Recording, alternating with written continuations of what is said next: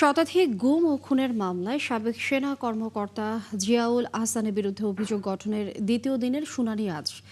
আন্তর্জাতিক অপরাধ ট্রাইব্যুনাল ১-এ এই শুনানি হবে। দর্শক, ট্রাইব্যুনালে আছেন আমাদের সহকর্মী মাইনুল মারুফ। এই মুহূর্তে তিনি আমাদের সাথে যুক্ত হচ্ছেন।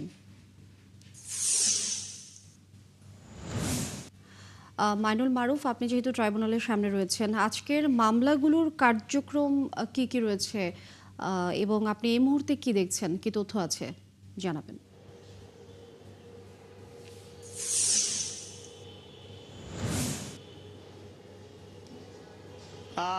যদি আমি বলি যে গুমের যে মামলাটি রয়েছে জিয়াউল হাসানের বিরুদ্ধে, এই মামলা কিন্তু শতাধিক মানুষকে গুম এবং পরবর্তীতে খুনের অভিযোগ আনা হয়েছে এবং এই সকল অভিযোগের ভিত্তিতে কিন্তু প্রথম দিন যে প্রসিকিউশন তারা কিন্তু তাদের যুক্তিতর্ক তুলে ধরে এবং তাদের যে সকল অভিযোগ রয়েছে জিয়াউল হাসানের বিরুদ্ধে সেই সকল অভিযোগ কিন্তু ট্রাইব্যুনালে উপস্থাপন করা হয়। এখানে কিভাবে বিভৎসভাবে মানুষগুলোকে বিভিন্ন জায়গায় নিয়ে কিভাবে হত্যা করা হয়েছে, তাদেরকে কিভাবে গুলি করা হয়েছে, গুলির পর কিভাবে পেট কেটে নদীতে ডুবিয়ে দেওয়া হয়েছে, সমুদ্রে ডুবিয়ে দেওয়া হয়েছে, এই সকল বিষয় কিন্তু সেদিনের অভিযোগে তুলে ধরা হয়। এবং সেই ক্ষেত্রে এই যে গুম করা হতো, গুমের ক্ষেত্রে বিভিন্ন রকম নাটক মঞ্চস্থের কথা কিন্তু বলা হয় যে আসামিদেরকে মানে ভিকটিমদেরকে, যারা গুমের শিকার হয়েছেন তাদেরকে নানান অজুহাতে ধরে দীর্ঘদিন বন্দি রাখা হতো। তারপরে সময় মতো বিভিন্ন মঞ্চস্থ করা হতো, নাটক মঞ্চস্থ করে তাদেরকে একটি নির্জন নদীতে নিয়ে তাদেরকে কিন্তু হত্যা করা হতো।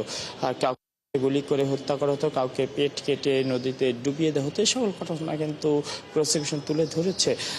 এরপর আরও একটি ভিডিওর কথাও বলেছে, সেই ভিডিওটিও উপস্থাপন করা হবে হয়তো পরবর্তী যে কার্যদিবস আছে সেখানে। এবং আজ কিন্তু আসামি পক্ষের যে আইনজীবীরা রয়েছেন, জিয়াউল হাসানের বিশেষ করে যে আইনজীবী, তিনি কিন্তু তার পক্ষে যুক্তিতর্ক কিন্তু উপস্থাপন করবেন। যুক্তিতর্ক না বলে আমরা যদি বলি তার পক্ষে যে সকল বক্তব্য রয়েছে তার কিন্তু উপস্থাপন করবেন এবং তিনি এই অভিযোগ দেখে জিয়াউল হাসানকে খালাসের আবেদনও কিন্তু করতে পারেন।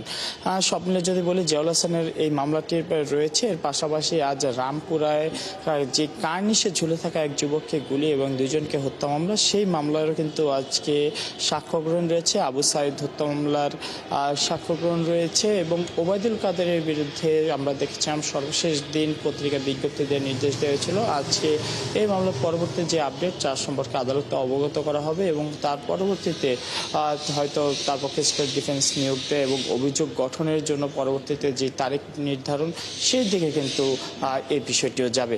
অর্থাৎ আজকে ট্রাইব্যুনালে বেশ কয়েকটি মামলা রয়েছে। এর মধ্যে একটি কথা বললাম যে গুমের মামলা, এবং অন্য দুটি আবু সাইদ মামলা, চানখারপুল নয় আর রামপুরায় হত্যা এবং একজনকে গুলির মামলা কিন্তু রয়েছে। এর বাইরে আমি যদি বলি গুমের কিন্তু জিয়াউল হাসানের বিরুদ্ধে। মারুফ, আপনি যুক্ত থাকবেন আমাদের সঙ্গে এবং সেখানকার খবরাখবর রাখতে থাকুন। আমরা নিশ্চয়ই পরবর্তী সংবাদ সংযোগে যুক্ত হয়ে আরও নতুন তথ্য আপনার কাছ থেকে জানবো। ধন্যবাদ আপনাকে।